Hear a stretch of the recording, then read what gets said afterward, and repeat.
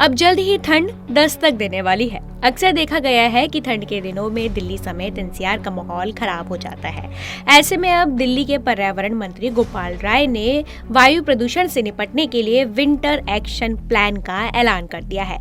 राष्ट्रीय राजधानी दिल्ली में सर्दियों के दौरान वायु प्रदूषण से निपटने के लिए 21 सूत्रीय कार्य योजना लागू की जाएगी। गोपाल राय ने कहा, वायु प्रदूषण को कंट्रोल करने के लिए दिल्ली के आसपास के राज्यों और केंद्र सरकार को मिलकर काम करने की जरूरत है। साल 2016 से 2023 के बीच वायु प्रदूषण में 34.6% की कमी दर्ज की गई है।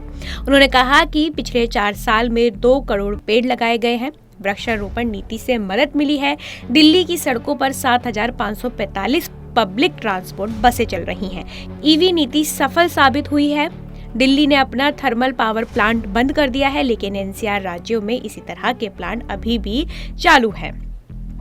गोपाल राय ने यह भी कहा कि दिल्ली सरकार ऑड इवन की तैयारी कर रही है। ये प्लान केवल इमरजेंसी उपाय के रूप में ही लागू किया जाएगा। उन्होंने कहा, हमने केंद्रीय पर्यावरण मंत्री को पत्र लिखकर सर्दियों के दौरान कृत्रिम बारिश कराने की अनुमति मांगी है। हमने 1 नवंबर से 15 नवंबर के बीच इस बारिश को कराने की तैयारी करना चाहते हैं। जब दिवाली के बाद और पराली जलाने के कारण प्रदूषण का स्तर चरम सीमा पर होगा तो हमें उम्मीद है कि उस दौरान ये हमारे काम आएगा। उन्होंने बताया कि अभी तक मंत्री ने इस पत्र का जवाब नहीं दिया है।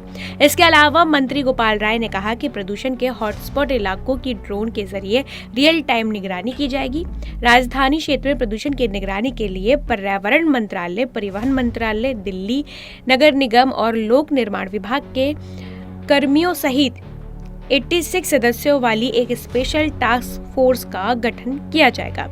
अब हम आपको बताते हैं कि आखिर ये ऑड इवन की योजना क्या है। तो ऑड इवन योजना एक यातायात प्रबंधन प्रणाली है जिसका उद्देश्य सड़कों पर वाहनों की संख्या को कम करके वायु प्रदूषण को नियंत्रित करना होगा। इस योजना के तहत गाड़ियों के पंजीकरण नंबर के आधार पर उन्हें चलाने की अनुमति दी जाती है। अब आप ये भी समझिए कि इस ऑड इवन योजना के तहत कौन कौन सी गाड़ियां आती हैं। इस योजना में 2 पहिया वाहनों, महिलाओं द्वारा चलाई जा रही गाड़ियों, सीएनजी, इलेक्ट्रिक या फिर हाइब्रिड कार, इमरजेंसी वाहन और वीआईपी गाड़ियों को छूट दी जाती है।